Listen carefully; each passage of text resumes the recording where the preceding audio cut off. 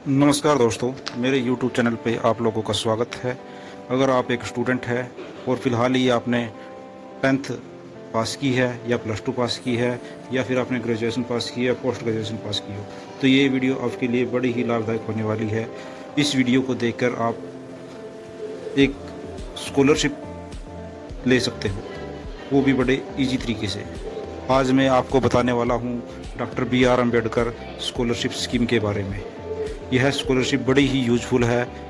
आज मैं आपको इसके बारे में बताऊंगी कि ये किस तरह की स्कीम है, इसके लिए कौन कौन अप्लाई कर सकता है, कितनी स्कॉलरशिप मिलती है और क्या क्या डॉक्यूमेंट चाहिए, क्या क्या इसकी एलिजिबिलिटी है।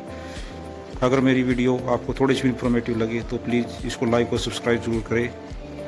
इसके लिए मैं बताता हूँ,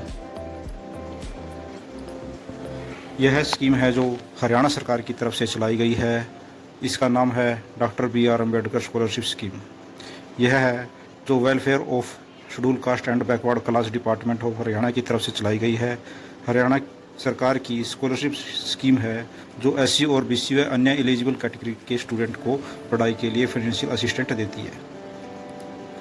योजना का उद्देश्य इस योजना का मुख्य उद्देश्य है मेधावी छात्रों को प्रोत्साहन देना व आर्थिक रूप से कमज़ोर परिवारों को मदद करना और हायर एजुकेशन को बढ़ावा देना। इसके लिए कौन कौन अप्लाई कर सकता है, यू मीन इसके लिए कौन कौन एलिजिबल है। हरियाणा जो छात्र है वो हरियाणा सरकार का परमानेंट रेजिडेंस होना चाहिए उसके पास, और वह OSC, DSC, BCA, BCB और जनरल कैटेगरी में होना चाहिए। जो उसकी फैमिली की इनकम है वो 4 लाख पर ईयर से कम होनी चाहिए, और जो क्राइटेरिया मांगा है परसेंटेज का वो उसने फुलफ़िल किया होना चाहिए।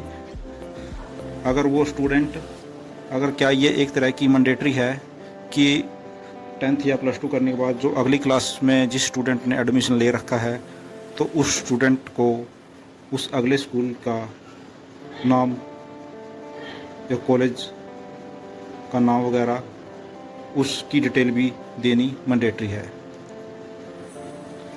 अब हम चलते हैं नेक्स्ट स्टेप पे। हमें आमतौर पर कितनी परसेंटेज की रिक्वायरमेंट है इस स्कॉलरशिप को लेने के लिए। अगर आप एक SC कैटेगरी के स्टूडेंट है और आपने 10th में 60% मार्क्स है तो आप इसके लिए एलिजिबल हो। अगर आप SC स्टूडेंट हो और आपने +2 में 60% से मार्क अधिक है तो आप इसके लिए एलिजिबल हो। और BCA कैटेगरी के लिए भी यही है, जो 10th और +2 में 70% से अधिक होने ज़रूरी है। BCB कैटेगरी के लिए जी 10th और +2 में 75% से अधिक होने ज़रूरी है। और जनरल कैटेगरी के लिए 10th और +2 में 10th हो या +2 हो, मतलब इनमें से एक हो, उसमें 75% से ऊपर होने चाहिए। ये कंडीशन है, ऐसा नहीं है कि ये 10th और +2 के लिए है, ये ग्रेजुएशन और पोस्ट ग्रेजुएशन के लिए भी सेम है। उसके बाद हम चलते हैं, इसमें शहरी और ग्रामीण का भी डिफरेंस दिखाया गया है। इसमें जो शहरी स्टूडेंट है 10th क्लास का, उसको 70% से अधिक नंबर हो तब वो 8,000 स्कॉलरशिप लेने के लिए एलिजिबल है। अगर कोई 10th क्लास का स्टूडेंट ग्रामीण इलाके से है तो वो 60% में ही 8,000 रुपये स्कॉलरशिप लेने के एलिजिबल है। उसके बाद बात करते हैं +2 की। अगर कोई +2 का स्टूडेंट है, शहरी में उसने 75% लिया, शहरी उसका निवास है, तो वो 8 से 10,000 रुपये लेने के एलिजिबल है। अगर कोई स्टूडेंट ग्रामीण इलाके से है और उसने +2 में 70% से अधिक लिए हैं तो वो 8 से 10,000 रुपये लेने के लिए एलिजिबल है। ग्रेजुएशन में जो शहरी स्टूडेंट है उसके मार्क है जो 65% से ऊपर होने चाहिए, तब वो 8 से 10,000 रुपये लेने के लिए एलिजिबल है। और ग्रामीण का जो स्टूडेंट है वो जो ग्रामीण का स्टूडेंट है उसने ग्रेजुएशन में 60% ऊपर मार्क लिए हो तो वो 8 से 10,000 रुपये लेने के एलिजिबल है।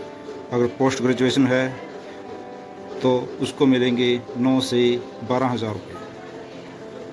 उसके बाद क्या क्या डॉक्यूमेंट रिक्वायर है उसकी भी डिटेल हम बताएंगे। इसके लिए आधार कार्ड होना ज़रूरी है, इनकम ID होना ज़रूरी है, ह्यूमन फैमिली आईडी होना ज़रूरी है, हरियाणा का डोमिसाइल होना ज़रूरी है, कास्ट सर्टिफिकेट होना ज़रूरी है, इनकम सर्टिफिकेट होना ज़रूरी है, जो हमने क्लास पास की है 10th हो, +2 हो, ग्रेजुएशन हो, उसकी मार्कशीट भी ज़रूरी है, और एक बैंक पासबुक भी ज़रूरी है। वो बैंक पासबुक स्टूडेंट के नाम होनी चाहिए, और पासपोर्ट साइज़ फ़ोटो और साइन भी ज़रूरी है। Current institutes proof with principal stamp. इसका मतलब है कि नेक्स्ट क्लास में मान लो कि +1 हमने एडमिशन लिया है, तो वहाँ का हमें आईडी प्रूफ जिसके ऊपर प्रिंसिपल की स्टैम्प हो, वो भी मैंडेटरी है। उसके बाद एक ज़रूरी सूचना है कि जो स्टूडेंट का अकाउंट है वो फैमिली आईडी से अटैच होना ज़रूरी है, और जो अकाउंट है वो बच्चे का ही हो, मम्मी के साथ या पिताजी के साथ ज्वाइंट ना हो। ऐसे में आपकी स्कॉलरशिप रुक सकती है। बैंक अकाउंट का अटैच होने में टाइम लगता है, इसके लिए अकाउंट अटैच ना होने की वजह से पिछली बार है बहुत सारे स्टूडेंट के फॉर्म भरने से रह गए थे। इसलिए पहले अपना जो अकाउंट है वो प्रॉपरली तरह अटैच करवा ले अपनी फैमिली आईडी से।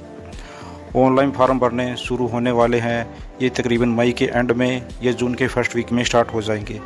आपको अप्लाई कैसे करना है, इसके लिए ऑफिशियल पोर्टल है हरियाणा SCBC जो स्कॉलरशिप पोर्टल है, उस पर आप जाके फॉर्म भर सकते हो, या हरियाणा जो सरल हरियाणा पोर्टल है उस पर जाके आप फॉर्म भर सकते हो। आप खुद भी ये फॉर्म भर सकते हो। अगर आपको इससे रिलेटेड कोई और वीडियो चाहिए कि फॉर्म कैसे भरते हैं, तो प्लीज़ मेरे चैनल को लाइक और सब्सक्राइब करो, ताकि मैं फॉर्म कैसे भरा जाता है इससे रिलेटेड वीडियो बना सकूं। धन्यवाद।